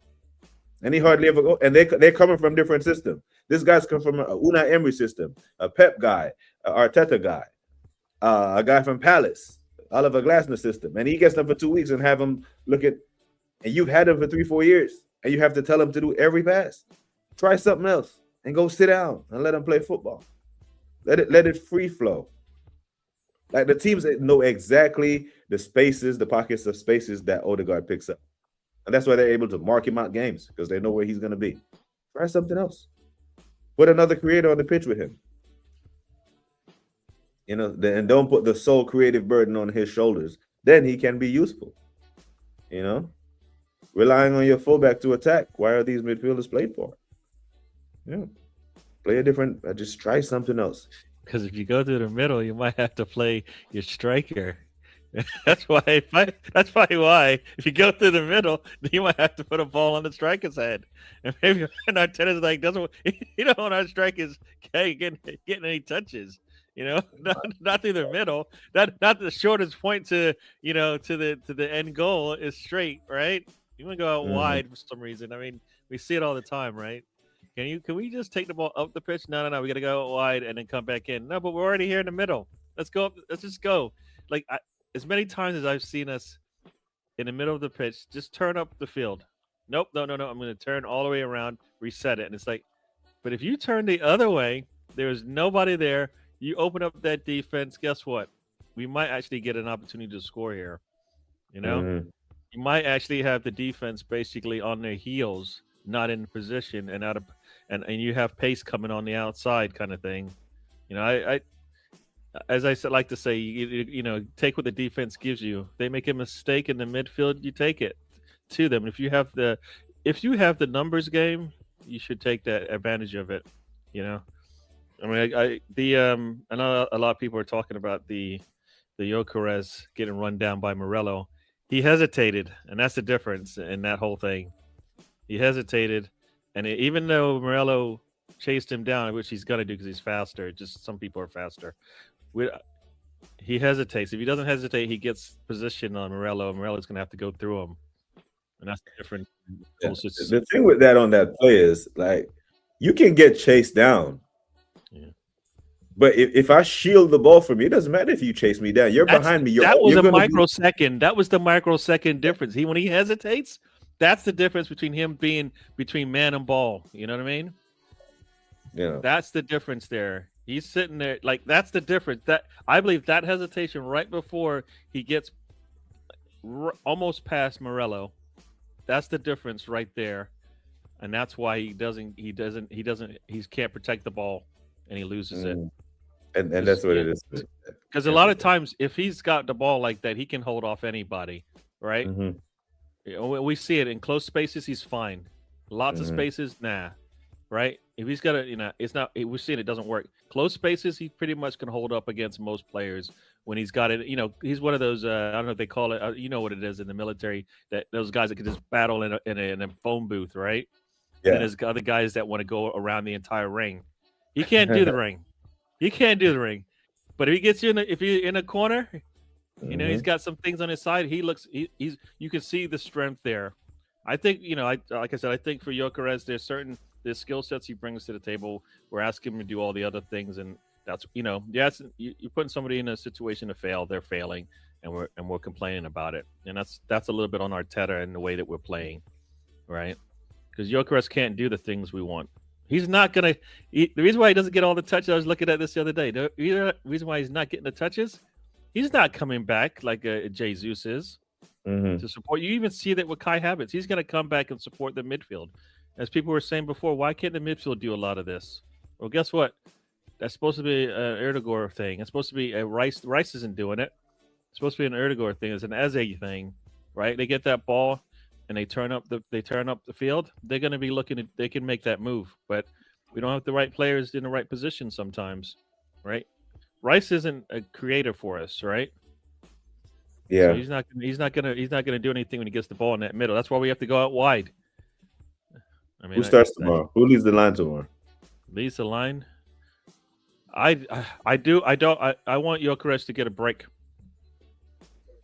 I do. I think he needs to get a break mentally, physically, whatever you want to call it. If Kai Havertz can give you 45, let him go. Let him start. I don't want to see. I don't think Moreno starting does us any good. That's not going to be the way we win the league. Jesus is fit. So as you have mentioned him, I told you what I was thinking for a reason. We're winning this league. I think we're winning this league if Kai Havertz. I'm talking about tomorrow in the Champions League game. No, I know, but I'm talking about like building. We're going to build from here, right? I needs to be getting significant minutes to build up to where there'll be games for him, games for Gyökeres. Jesus, I don't think can give us 60 minutes that we're going to need out of a starting striker. I don't think he's got that in him. All right. So I think he should come in 30 minutes left in the game, maybe open things up a bit. That's where I think Jesus is going to go. I don't think we should be relying on him. At the Villa game. Yeah. Or he comes on in the 30 minutes. He comes on, he can do some things, right? He can do some things, but he's not a starter. You talk about starters, right? So I would be starting Kai Havertz if he can. I don't want to have to start anybody else, but I think Gyökeres needs to sit anyways. Saka should be ready to come back, but I would rather not have to. I let Madueke get back-to-back games, right, and then let Saka come on in the second half for like 30, 40 minutes or whatever you want to call it, and let Trossard let's play with maybe the lineup we might play against Manchester United, right? Because I don't know if Gyökeres can handle. He's seen the Manchester United the way they play, and he didn't look good the first time. I don't know if he's going to look any better this time around. I think part of that was because Amorim knows him best. I think Amorim knew exactly how to nullify him. That's his play. All those problems are the same problems we see with all the other center backs. Yeah, because they showed him. He showed the blueprint. I've literally said that. Like, I think it was a bad thing for him that we had his former coach, the guy who got the best out of him for the past 3 years, also knew his weaknesses and showed the world, hey, this is how you make this guy ineffective. And he did. But I don't want us to play the same team tomorrow we're going to play against United. No, I want some heavy rotation because I want to see Ethan and Eze play tonight. And I'm pretty sure Arteta is not going to start them against United. You know what? When you put it that way, then I keep forgetting about my man in Wary. He needs to play. Yeah. And Eze needs the minutes as well. Like supposedly it was about minutes as much as it might have been about that Villa game, right? Matty Cash mistake. But supposedly also it was about minutes. That's what Arteta has said. But it doesn't look like it. Seems like it's more than that. But yeah, I think Eze and Nweri starting would be really nice to see. And Madueke starting would be really good to see. That means you get to rest someone. Let's do it. You think Mick will let Madueke play? He should. If merit requires it, he should, right? Like if a run of games if he's an inconsistent player and you have an opportunity to give him a run of games. Why not? Because he played well against Club Brugge against the weekend that you had Wolves and you dropped him. Yeah. He could have played that game. It's Wolves, right? They were 20th. They had 2 points.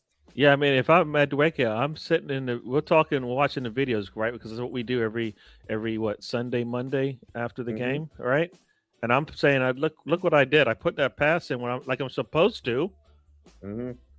and my teammate's supposed to put it in the net. Tell me what I did wrong there, right? Nothing. That changes everything, right? That first goal changes everything for us. Let's start. I don't even know what that means. He's talking about Harry Menenous, the young striker. He said he'd rather start him or Marino. Forget Kai.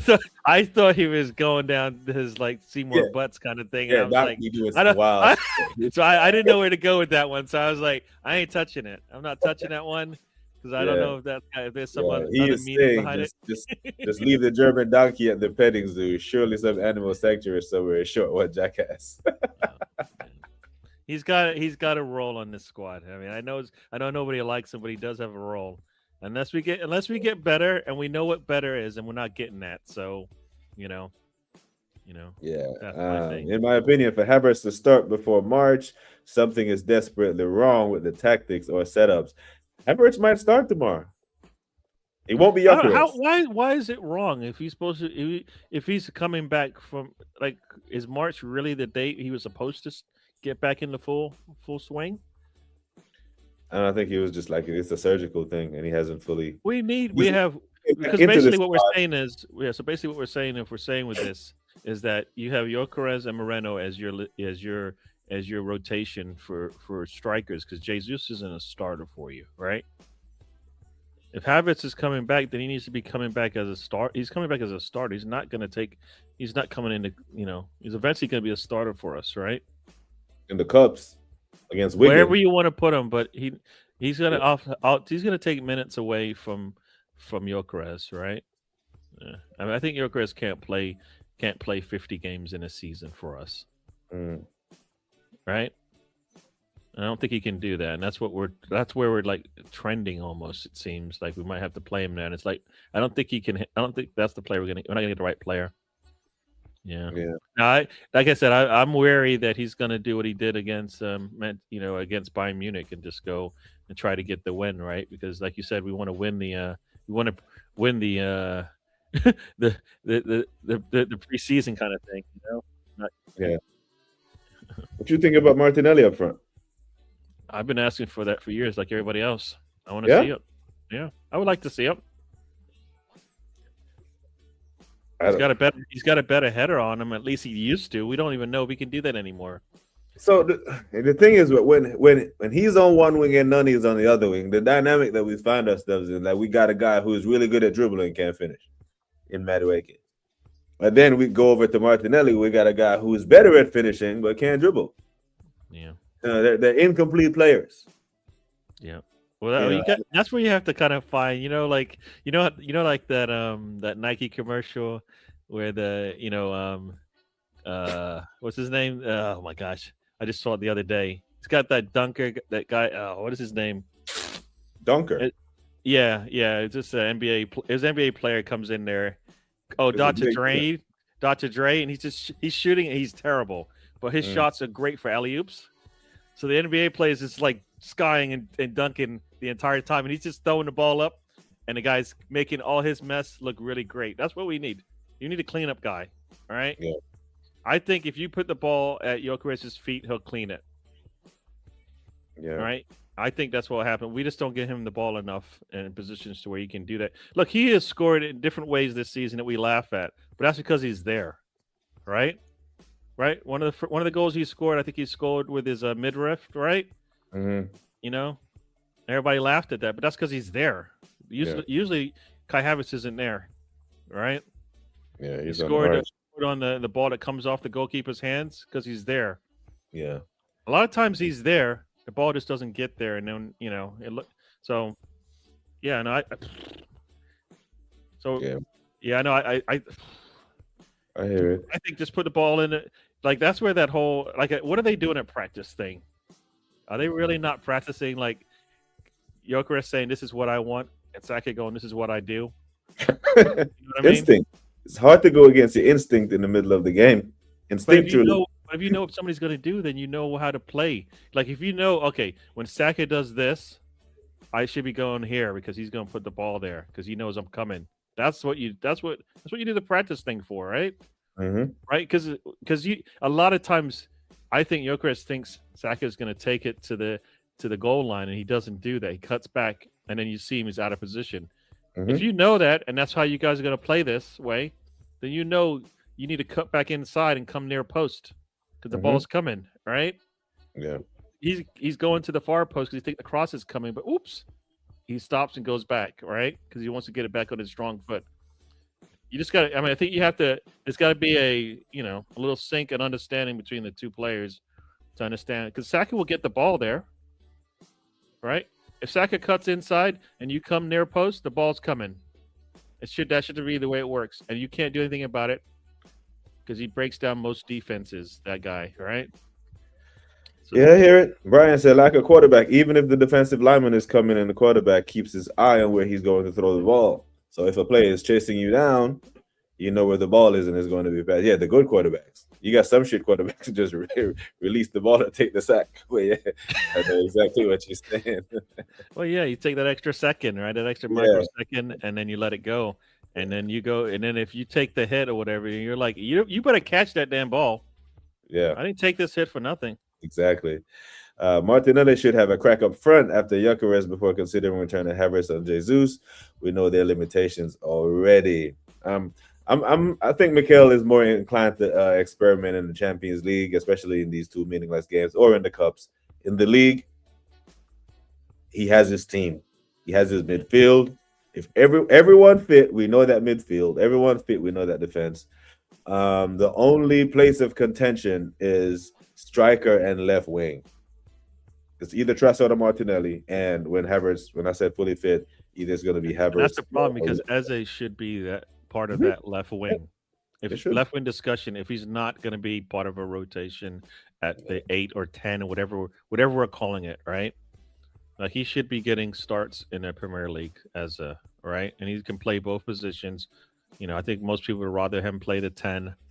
If we're going to have most of the possession because the team's going to let us, let Eze have it. I All do. right. All right. I want to see us have a run out with Eze in the 10, Yeah. Odegaard left it, or just like in the cup against Portsmouth when we see him start Jesus up front, but he starts 2 10s. He starts Ethan and Eze. And I'm saying, like, if you know that you can start 2 10s, why don't you do that with Gyökeres? Because that would suit him better. Like Jesus doesn't need the 2 10s really, because he can do the link up thing and can create for himself. The only problem is he's got nobody to put the ball to. Because guess what? He's the striker. That's the problem. He comes back, gets the ball. He turns upfield. He looks to the middle. All he sees is 2 center backs because he's supposed to be there. We need somebody to come inside. Like that's where maybe that's when you might want that Moreno player to be there. Moreno wants the bomb, right? So if Jesus comes back to support a little bit and Moreno pops up, right now That's who started, Gary. That was the midfield. Marino, Guarnieri, and Eze. Yeah. So he knows these tactics. But the guy who would rely on service from 2 10s, when you take one of your 10s off at Odegaard, he put up Marino, so he ends up with the same midfield we had at Anfield for a little bit. Marino, Odegaard, Marino, Zubimendi, and Rice, and that wasn't good for him. But I'm afraid Kai is fucked. Mikel ran him into the ground and busted his knee. Well, shit, I'm here to tell you, I think Kai was shit before he came to us. I never rated Kai ever. Didn't want him. I didn't want any of these Chelsea players. That boy won the Champions League for Chelsea. They couldn't wait to give him to us. That was the biggest red flag in and of itself. And then, they take him and make him the highest paid player at the club before he even kicked the ball for us. Just more criminal on top of criminal behavior. I don't even blame Kai Havertz at this point. He has never scored 20 goals a season, not even at Leverkusen where he was supposedly good. He scored 18 Premier League goals total in the entire 3 years at Chelsea. So I don't expect him to come to Arsenal and bang. Yeah. So at this point, he's what he is. 13 to 15 goals is a standard season for him. You know what I'm saying? I don't expect nothing more from Kai. Gyökeres was supposed to be the new being to push Havertz into the team. Means we've moved one step forward, two steps back. Yeah. And if Gyökeres' poor form is gonna allow Havertz to come back into the team, now we have the 23-24 team. There's only difference is there's Zubimendi and Partey, and that team didn't win it. So I don't know, man. But why are we sitting where we are is because we've made sure that, guess what, we can handle the. It would be nice to say we could rotate defensively, but right now we can handle the injuries that we've had on the defense. Right, that's where that's the only way that we've been able to keep close in terms of finishing second. Right, we don't win the league because of our attack, but we keep close in the second because our defense gets us there. Right. And we have a defense that we can rotate. We've rotated I think everybody has had an injury except for Skelly. Right? And we've had to rotate everybody all around here and there to get it to work, and it works because they're all good quality players. Be nice to have the same thing up front. Right? Whatever that model is that they just did up front at the back for having 8 players that pretty much can play most positions. You need the exact same thing up front. We don't have that. Not even close. I think you got Saka right now. Trossard's having a great year, right? But we can't depend on it. Other than that, everything else is a question mark. Right? Is Jesus healthy? No, he's not playing. He's not a starter for us. Is Kai Havertz healthy at this point? No. So that's two attackers down. Martinelli, can he play in the Premier League? No. Madrid, can he play? Can he give you something? No goals. Martinelli got 1 goal. So we got one left winger with 13 games, no goals, and we have the other one who starts most games with 1 goal. It's mad. That's exactly what I asked her earlier. Is going on in training that the players are. There's training, but then you can train all you want, Doc. But when the damn manager is on the sideline telling you every pass, you're like, the hell with what we went on in training. What's in the now? He's telling me to pass here, move there, so that's what the hell I'm going to do. You know what I mean? So I just think he just needs to sit the hell down. But he's on the sideline. He's out there doing ball boy duties. He's the 5th official. He's just doing too much. You know what I mean? Way too much. I always say this: you practice the way you play. I hear it. That's why I always looked at Kieran Tierney and say, you know what? He doesn't come to practice with his sweats and tights on because guess what? That's not the way he plays. It doesn't. If it's snowing and the game is on, you don't go. Nobody puts on barely anybody puts on tights. So why in the world am I going to practice that way? That it makes it easy. You don't have to change anything, right? All right. Some of the best teams will tell you the game is easier than practice, right? That's what you want. You want to go into the game. It's easy because you did all the hard work already, right? You talk about Arteta screaming at his players. That happens in practice. In the game, you don't have to scream anymore. He told, as you said, he should have told them everything that's going to happen. You're going to see a low block. They're going to do this. They're going to make sure that if you try to do that, you're going to have an answer for it. Guess what? It's all the instinct and all the muscle memory that you learn in practice. So when you see it again, you have an answer for it, right? Yeah. We need to be faster in the game. So we should be faster in practice, right? Yep. That ball needs to turn and switch sides of the field immediately. I think a lot of times what we do is we walk the ball, right? We walk the ball. The defense stands there like this, basically.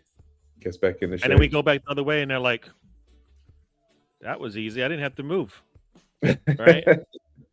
like when we make the defense move, we catch them on their heels, and we get we get the space that we need, and we get the runs that open up, let us open up things, and we get what we want, right? You see it. We saw it like that goal from Jesus that he was just offsides. That's we need to be doing those types of things consistently when we get a chance. Yes, a team's going to sit back in the low block, but then when we get them out of position, bang! You see that's what happens, right? Jesus makes the run, the pass comes out, cross goes in, blah blah blah. You get your chance. We don't do it enough. Yeah, the reason he doesn't play 2 10s behind Gyökeres is because Bertha bought Gyökeres and Arteta didn't want him. But this is the thing, Brian. With his infinite wisdom, he must realize and must know that if Gyökeres is banging goals, Arsenal are winning games. Arsenal winning games, you, Mikael, look like a genius. Then it's in your hands. 7 points clear with 48 points to play for. You can be called a Premier League champion, which will never be able to take it away from you. Gyökeres can help you with that. So why not use him? You can't be stubborn to the point where you're cutting off your own nose to spite your own face. That's a different level of narc. If Arteta really wins the Prem by only 2 or 3 points, do we keep him or sack him in December? He wins the Prem, he stays. Yeah, there's no way. You know what? I'm not gonna enjoy the. You know how that whole journey destination thing. That he had that question he had for Lacazette back a couple of years ago. Yeah. We don't care at that when our arms are up in the air, when our players' arms are up in the air with that big metal, with a metal trophy in their hand. We don't care how we got there now. It was a struggle. It was a slog. Our heart palpitation, our heart's going. I don't like that, but we don't care anymore. The journey sucked in that situation, right? Right. But at the end of the day, you can look back at all of those stressful times and go, I don't care anymore. And so it doesn't matter what everybody says, because that's the thing everybody says. All right, if we win it, it's going to be because the league's down. This happened. We had injuries here. Do we care? We don't care. Did they care when we had injuries? No. You know what you're supposed to do when you have injuries? You're supposed to have the squad for it. You remember that? So we're going to, hopefully we're able to do the same thing. City didn't have we didn't have all our players. City didn't have their best. We didn't have our best player. Liverpool spent all this money and it didn't work out. Guess what? We spent all this money and it didn't work out. We have everything that anybody's gone through. We've done it. Gyökeres and Eze, according to the money spent, is not getting his money. We're not getting the ROI on those things right now, right? Yeah. Injuries, we got injuries all our back. Every outside of Zubimendi, everybody else has been injured. All of our starting 11 has been injured at one point in the season, except for Raya and Zubimendi, only 2 players. So everything anybody can say, we got the same problems here, right? We got the same problems as everybody's experiencing. You can't score a goal, we can't score a goal, right? Everybody, City can score a goal against Manchester United with a 20-goal scorer, right? So if they can't score, that just shows you where the league is, right? The 20-goal scorers, but he was stuck on 19 for a long time. Finally gets his, the 2021, I think, and it's not coming easy. Nobody's getting goals in the Premier League. It's not easy now. Teams are finding ways to stop you. Same way they're stopping us, they're stopping everybody else, right? Yeah. So it's a slog, and I think that the way that this league is the way it is now, everybody's figured out a way to survive. All right. And that's what's going on. Everybody's trying to survive and get through this thing and stay where they want to, in what position they want to see on the table. So, big up to Binks. Big ups to AFTV reporting that there's interest in Arteta from Barcelona. Absolutely 100,000% nonsense. Absolutely. That's just the agent doing agent things, trying to get Mikel another pay raise. He's supposed to get a new contract, which I think is like, you know what? If I'm Berta, I'm like, take him. No, I'm not. Dude, we got to see. Get. I ain't talking about any contract right now. Can we try to get through this season? Let's discuss at the end, right? Take him. Let's do a manager swap. Send him to Barcelona. Give us Hansi Flick. Well, Enrique supposedly doesn't want to stay where he's at, right? So he might be available. I don't know who they think they're fooling with this, Binks. Because here's the thing.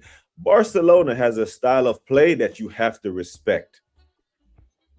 They play you have to go there and play their type of football, which is the complete opposite of how Arteta plays football. He's going to go there and have Lamine Yamal looking like shit.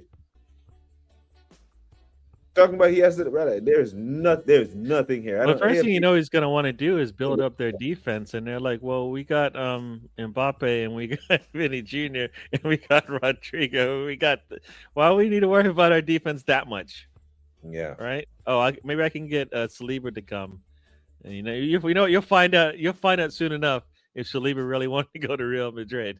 If Arteta goes there, and he does or he doesn't decide to make that move. No way. I could see Enrique going back to Barca. I could see Pep going back to Barca before Arteta. Yeah, nah, brother. Barcelona plays a certain style of football. They have a brand. They're not just a football club. They are a brand that plays a certain way, and he can't do that. He can't, So, but big up Binks, man. I don't want to hear none of that. Let him go. I just want the fraud out. Whatever. Apparently, they are monitoring him. Only interested in if he wins. He won't, so he'll be on TV as a pundit at some point. I'm just not buying that. I'm not. Barcelona, him, nah, yeah, nah. It don't fit. Give him a handshake and his check and start with a new manager. New manager bounce to bounce all the way to the title, and then he won with Arteta's team, so Arteta still looks at that shiny FA Cup that he won. No one cares. You think he cares that people are talking about this Unai Emery team? Nah, he won that. The only people getting ROI with Arteta are the Kroenkes the last 6 I years. think we got ROI on Saliba, Raya, Gabriel, and Rice, and Zubamendi. Right, we're getting ROI on those players. On Rice? You don't think we are? He can't do it all by himself. Rodri didn't do it all by himself when he won Ballon d'Or. He did have people along the ride with him. That's the thing Rice doesn't have. He can't do it all by himself, right? No, when I say ROI, I'm not talking about his performance. I'm strictly talking about like the money. I'm talking about return on investment. Like we might get a chance to win something out of this. You're talking about some money. You know about some money? I don't think the Kroenkes care about us winning something. I'm talking about a trophy. I know there's money talk as well, but the return on investment also means you might win this thing, right? That's what, as a fan, the return on an investment is. You can spend all the money you want. I don't care. But if you put a trophy on the table at the end, I'll take it, right? You don't care about the money, right? An owner is like, if I'm going to spend all this money, I want to see it come back. Totally different. As fans, we don't care about how much money spent. We care about the table. What's on the table? What's in the cabinet at the end? What's up, Views? Yeah, big up Views, man. Big up Views. Flick has never lost a final in any cup competition. You give me that guy. I'm not buying. This is just agent prop. Agents do this shit all the time. Hey, publish a story, link this guy with that guy, and the money goes up. Yesterday's price is not today's price because you don't negotiate a contract and reduce your terms. So any contract for Mikel going forward, the baseline is 15.6. Either it's more years or more money, but he's not gonna take less money. You know what I mean? So it's one of them ones. He'll find out if anyone will follow him at all. Pedri would go back to the injury room. Barcelona's brand of football, it's and Mikel ball. It's not. It's just doesn't matter. It's kind of like, I was gonna use a basketball analogy, but that probably doesn't fit. But they can have him. Still hasn't amounted to anything on the aggregate scale, and that's why we're here. If we win only 2 to 3 points, it gives Leicester vibes, flashing the pan. Now, like I said yesterday, Dal, what do they call the guy who graduates at the bottom of medical school? They call him doctor. Met the standard. The standard for the Premier, if it's the standard is get more points than everybody else. If it's 64 points, I don't agree. We're gonna sack our manager if we win the trophies that we want him to win. We just don't you don't like the journey, but you want the destination, and you want your destination to have a certain journey to it. Nah, you can't say you can't have both. You can only have one. We're not on track to score a whole bunch of goals. I think we're on 40 goals, and we're way past the halfway point. Yeah. So you can. No, but we're doing that, and then we're talking about City with one of the best strikers ever to come into the league playing on their squad, right? So I don't, as bad as we are playing attacking wise, it's not like City is doing that much better with better. They have better attackers. Yeah, they got 45 goals. We got 40. They got 45. So the league collectively, the goals are down. And I've seen City score 102 goals in that. So the table and the stats don't lie. They're showing you that what's going on this season. Who might be able to manage this better? A team with the best defense or a team that's struggling defensively? Michael said he's an Arsenal and a Barcelona fan. He don't want Arteta to manage Barcelona. Brother, you would start to hate your team. You can't be a Arsenal fan and then how do you do that? No. You can have both teams, but Nah, a lot of younger fans have second teams. You know, I know a lot, especially from different leagues, different countries. I can't do it. You know what I mean? Because we run into Barcelona. Who do you root for in the knockouts? Michael? Yeah, that's who your team is. So if Arsenal play Barcelona in the knockout round, who are you cheering for? Right? Pick you can only have one. You can't say I want to see a draw. That's not going to work. Right? You picked one team.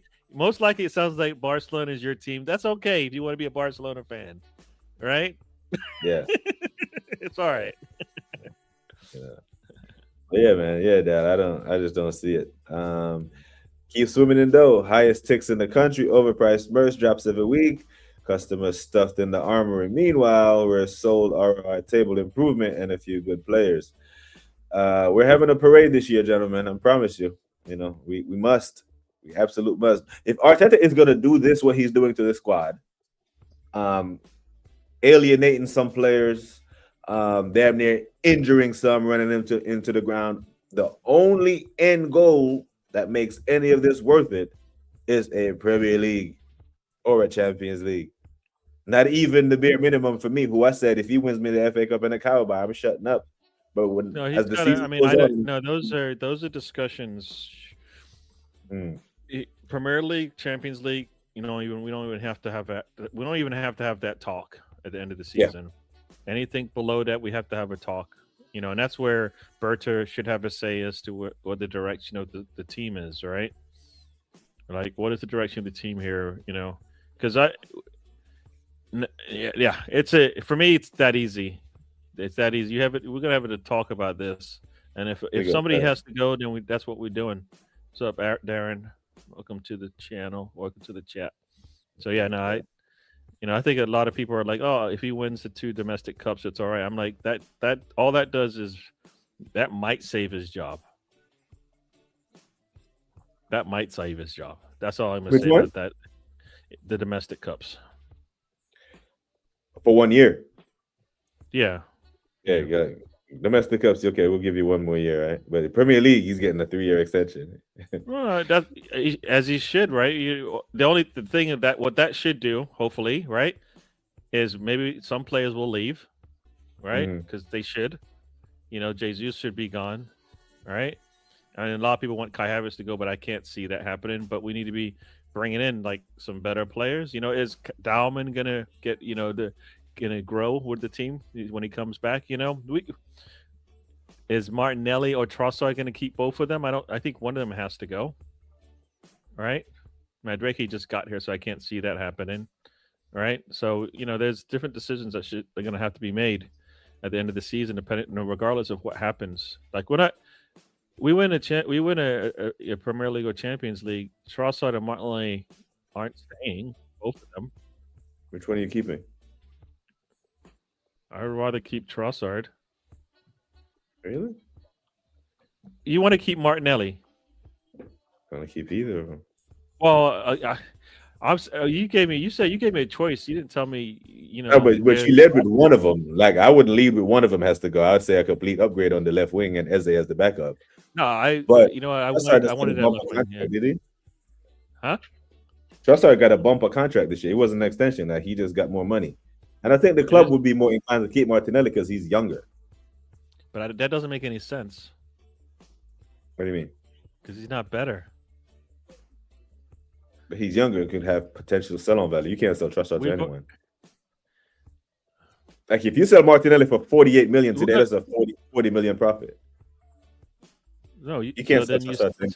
That's why you're selling. That's why you're selling Martinelli and you're keeping Trossard. You're keeping the goals that you might get, and you're letting go the profit that you can use to get the better left wing.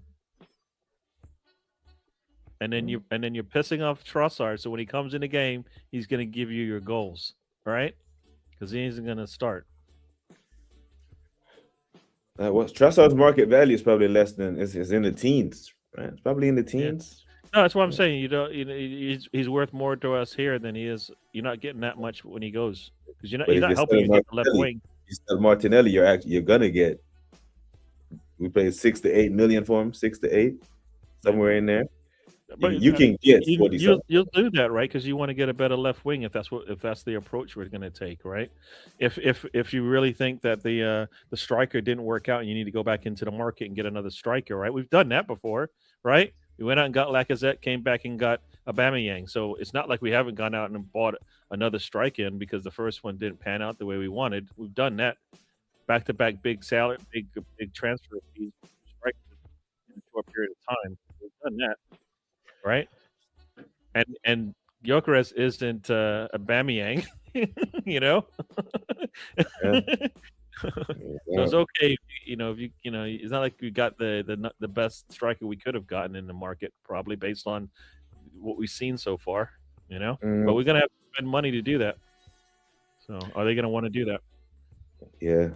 Doc disagrees with you about as he should about the extension after winning the league. But No, I think no. This team is built to win right now. Mhm. Nobody. I mean, everybody is saying it. They don't want it to happen. All right, they want to laugh at us. All right, they all want to laugh at us. But this team is built to win a big trophy this year, so it should do that.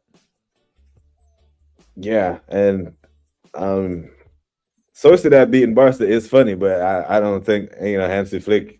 They're still fully engulfed in the title race. They're still leading La Liga.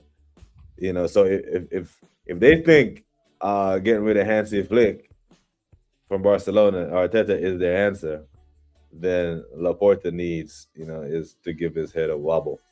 It's only So a both of them 1 are point. It's only a 1 point lead between them and Real Madrid. So Yeah, so if we don't trust Arteta with a 6-point lead, and his ass gonna go over there with a 1-point lead, nah, I don't know. I don't sell both of them an upgrade. Yes, I think, like I've always said, like Bobby Perez level. That's the last time we won the league. I need that level of player over there. The closest thing to Bobby Perez we've had on our left side in the Emirates era is Alexis. No one else gets us off our seat. That's been on the left wing. We have poor left wing play. And then should we win this Premier League, man, there is so much credit that I'm here to give Arteta that people won't even believe it. Because he will be Premier League champion, delivering us. Moved in the Emirates 20 years ago. 20 years in the Emirates, no Premier League. 20 years this year. Well, and that's the thing. And that's the other part. That's where Berta is like Arteta. You get one of those big trophies, you get the players that we need to continue to build on what we got. So, it's just incentive both ways. Yeah. Yeah, Bobby would have turned around and told him to fuck off. That's what I'm saying. So if he goes to Bayern, like the Lamine Lamar that we were used to seeing, bye. You will not see that. Will not. But Trossard's having a decent season. He can be sold for a decent change. I think anything we sell Trossard for, we're going to be making a net loss based on what we paid for him and the salary that he's on. I thought we only paid like 25, wasn't it? You ain't getting that for him now. No, but I mean, but his value is not the same because he's over 30, right? So over 30 on big money. Yeah. The reason why Gahey, the City fans don't even care that he was only 20 million, because if you're going to go get a center back of that caliber on a 4-year deal, a total 5-year package would cost you right around what you're paying for him now with 20 and putting him on that much money. Because 300 bags a week is about 50 million a year, right? So that's about 60-something million over a 4-year deal plus, so that's 80 million. Harry Maguire was 85 million. I think they said the total is close to 100 mil, which is what you would pay for. Right. He was on the contract. He had to pay a transfer fee and pay him. You know what I mean? So Michael said he's not 100% on both. You know what? He didn't say which one gets the 51%. All right. Whoever gets the 51%, that's your team. You can say whatever you want. If it's not 50-50, then you only got one team. And nobody's going into a knockout round going, you know what? I kind of want Bayern Barcelona to win their home leg, and then I want Arsenal to win their home leg. It don't work that way. So pick your 1% and tell us who it is. Yeah, I actually I want bet this it's to happen now. Barcelona. I want this to happen now in the champ, so Michael can come back here in March, tell us what he is feeling when they actually link up. You can't say I'll be happy with whoever wins. That don't work. Nah. I hear it, man. Yeah. Oh, Saudi. Yeah, you could go to Saudi. Yeah. But Saudi say they're trying to change their model of the retirement home thing or the big money. Just come here for the big money, because a lot of guys are going there and spending the minimum required time to get the tax-free money, and then are trying to get a move back. The Jordan Hendersons, the Ivan Tonys of the world, and they're trying to change that. Which is weird that they didn't think that might happen. Yeah. You ain't giving everybody that much money, giving them out, and then going, you know what? You think they might want to stay? It's not the same kind of lifestyle, right? But the money's good. It's Right? great. The money's It is good, and if you great. can go there for a year, like you said, and like double the money you would have made in a couple years somewhere else, you're like, Yeah, yeah. I hear it. What if Slot wants to get sacked so he can get the money to go to Turkey? I thought he might already have Yes. enough money to do I that. think he has enough money, because when I went to Turkey, yeah, there were people who weren't on £8 million a year on that damn plane flying into Istanbul. So, but that's a funny one. But Gary, what you got coming up, man? Let the people know what you got I coming got my up. show tonight. It'll be 7:30 p.m. on the East Coast, 12:30 a.m. for you guys in the UK. We'll be chatting about the game. Probably might hear some of the same things. I just been happy to talk about this game, but I think we're gonna be, we have that, Inter game coming up, and it's gonna be, what we're gonna do there. So we'll probably talk a lot about that as well. And then of course, there's always some drama with Arsenal, right? The drama right now is Arteta might be leaving, Gyökeres this, Eze that. So there's always, we've got the drama. There's lots of Arsenal drama right now. So Yeah. yeah. You think we win tomorrow? Yeah, we can win tomorrow. Yeah, like I said, I don't. I think. Say what? Rotation or not? You think we win tomorrow? Because I think whatever we put out there. I think rotation we should win. Yeah, because defensively we're solid. Our second defensive line is just as good as a lot of teams' first these days. The way we play, all right. So I think we're fine. Ray is probably going to play. So we've always got that emergency stopgap there in terms of making sure nothing goes through. But yeah, and and Eze and Wary, Madueke, and whoever plays up top should be hungry. Mm-hmm. They should be starving. And Arteta, they should be starving, and they should be ready to go. And that's what I want to see. So this is a good game for them. We need, this would be a good game just to build up for maybe coming off the bench in other games. That's what we need, right? So I think does the Inter need this game. I'm not sure if they need this game for any reason, I don't think that. I think they'd be okay with a point. Yeah, they're sitting. They're sitting. Actually, they need at least. Well, they're going to try to win this because they are sitting sixth, but they are tied on points with Liverpool, who's in ninth. So they're gonna probably want to win this one so that they can maintain that top 8 position. So anything we get out of this will be good. All right, we're sitting 3 points on the top of the table, 1 point in the next 2 games, and we're fine. All right, I think I hear it.